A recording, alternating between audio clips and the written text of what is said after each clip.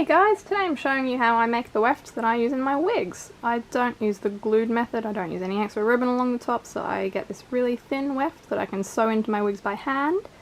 So, to start off with materials, you'll need to protect your work surface with something from the hairspray. You'll also need some tape, something that isn't too strong or too sticky, so not something like duct tape, sellotape. I'm using a painter's tape.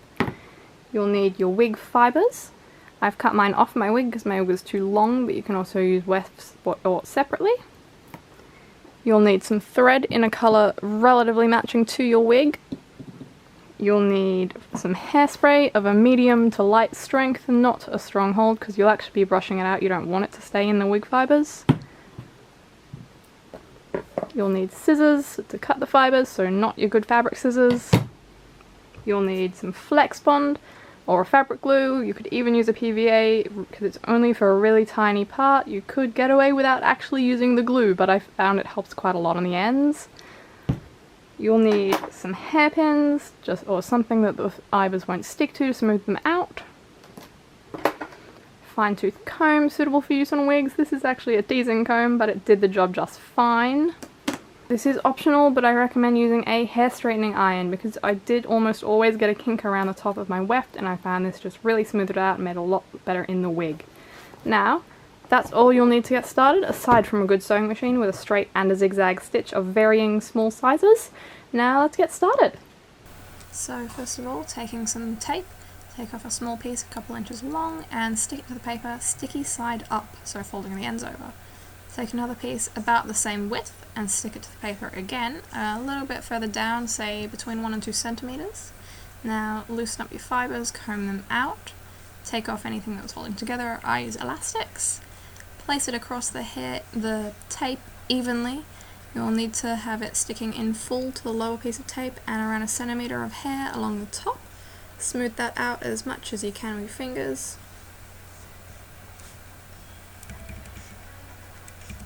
Now take your hairspray and coat the middle section of that hair. You don't want it to go on the sides or the rest of the fibres. Take a hairpin and continue to smooth that out and even it out. Make sure all of the fibres are in there.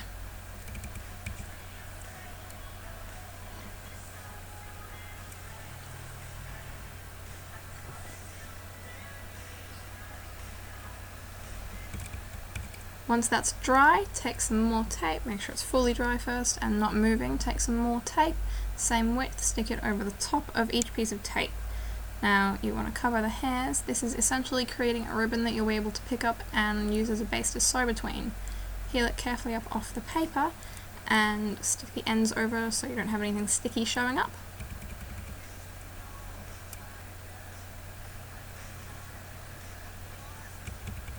Now you're ready to sew using a very, very narrow straight stitch. Do 4 lines back and forth across the middle in roughly the same position.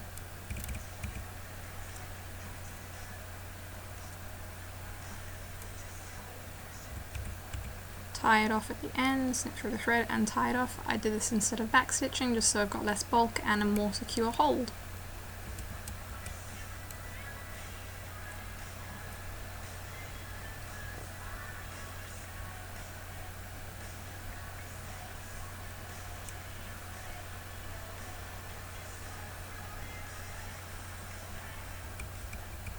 Now using a very narrow zigzag stitch, but not the smallest height, you want it to be a couple of millimeters, stitch over the top of those straight stitches, pulling them all in within those zigzags.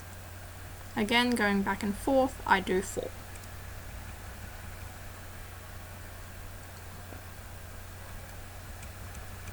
Snip it off, tie it off as before.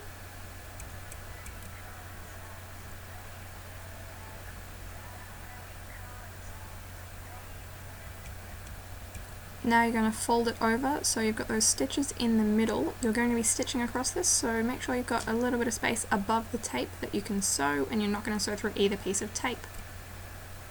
Again, you can start with a straight stitch and do a couple of rows across.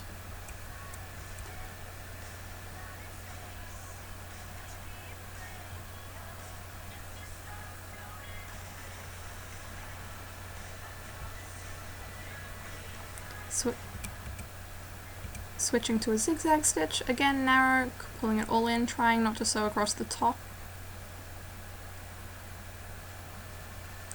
Once that's done, take your scissors and cut through the hair where it's the short end of the hair, so you're removing the tape and that little centimetre that would have been stuck to that top piece of tape. Make sure you don't cut through your stitches. Then very carefully remove the tape from the rest of the hair. This is at your actual weft. It's perfectly normal that you're going to lose some fibres at this point. That's just because not everything will get sewn in.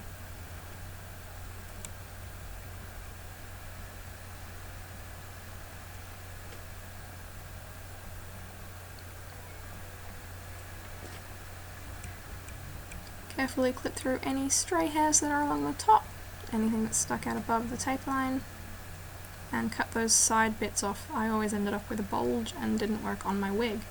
Now take your flex bond and take a little drip on your finger or a brush and use this. Essentially you're using it as a fray stop on the ends so they don't come unraveled at any point. So just a small amount, make sure you've smoothed it in and got in any stray threads, any stray fibres that are at the end. Once that's dry, you'll want to comb out your weft again. This frees out any loose fibres that are still loose. And taking your hair iron, especially focusing on the top, straighten it out, get rid of any kinks that are there.